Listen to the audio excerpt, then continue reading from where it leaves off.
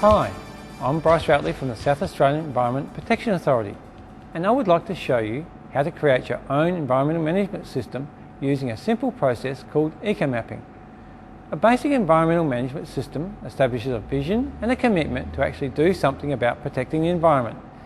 It allows you to identify environmental issues, measure your impacts on the environment, develop an action plan, and implement and review your plan. Traditionally, environmental management systems have been complicated and expensive and normally done by large companies. We have come across a system out of Europe developed by Heinz Werner Engel called Ecomapping or ISO Easy. It is a DIY system, free off the internet, and is suitable for small to medium enterprises. Ecomapping is very simple, using a set of mud maps to assist you and your staff to identify areas where your business impacts on the environment. It can be expanded to ISO 14001 and even the European standard EMAS. So let's take a look at the Ecomapping process.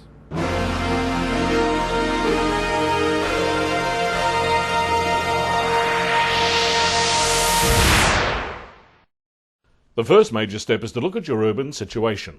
In other words, how are you affecting your local environment? The second step is to look at a perceptions weather map.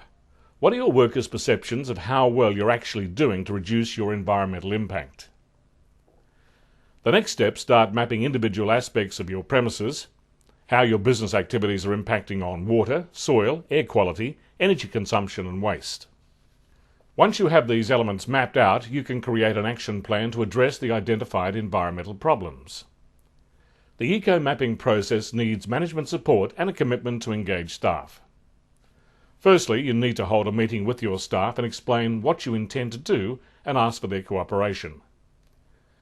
Quite often staff have very good ideas about how a business can improve its environmental performance but are never asked. Eco-mapping provides the opportunity to collect and implement these ideas and create a better work environment for the staff. Step one then is to sit down with your staff and say, we have this commitment to improve our environmental performance, so where do we impact on our local environment? Using a large piece of paper, roughly draw your site and surrounding boundaries, buildings and roads, and then jot down where you think you might be impacting on the surrounding areas. In our case study, we're using an ultra-tuned business. So, for example, there may have been complaints from nearby residents about compressor noise. If that's the case, you would make this a sensitive zone on your map. Because motor vehicles are serviced, there could be noise and fume problems impacting on a nearby printing premises. Go over and talk to the owner and find out if this is the case. Another way to check on who are your neighbours is to jump on your computer and type in Google Earth. Zoom down on your premises and identify areas around you that you may not have been aware of. Step 2 in the eco-mapping process is to map the perceptions of your staff.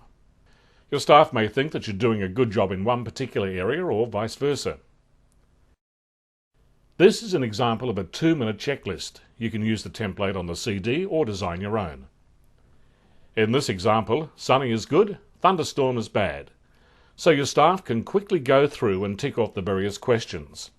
For example, how good we're doing with water conservation, energy use, recycling, noise, odour control and so on. You can adapt the template with questions to suit your individual business. When the staff have gone through the checklist, you can then collate the answers and give them a score. For example, 5 for sunny through to 1 for a thunderstorm. Using Excel, you can even produce a graph if you wish. The template is also on the CD. It gives you a graphical representation of where you're doing well and not so well. Now you can start eco-mapping the inside of your premises. I'll be using the UltraTune example, but you may have a farm, winery or any other business, it doesn't matter. Look at what the possible issues are. Think about going beyond compliance. Think about doing more for less, reducing water and energy usage and your impact on climate change. Here we have a diagram of the UltraTune workshop with car hoists in the middle, wash bay at the back, kitchen, office, etc. It doesn't need to be a fancy technical drawing. With your staff present, you could ask, where are we using water on the premises? The responses could include, well, we're using water for washing cars in the wash bay, flushing the toilet, washing dishes in the kitchen, and the weekly wash of the workshop floor. The water runoff from washing the workshop floor runs into a stormwater drain. This is an issue because the water could contain contaminants and we could be fined. So we circled this as an issue that needs to be addressed. Someone might suggest that we install a rainwater tank to conserve water usage. You can also map where your wastewater goes. In this case, there is a wastewater treatment unit on the premises. Now, you should be aware of the difference between stormwater and sewage.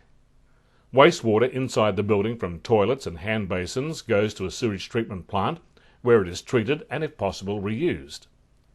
Water outside the building goes into a stormwater drain and into the natural environment like creeks and streams.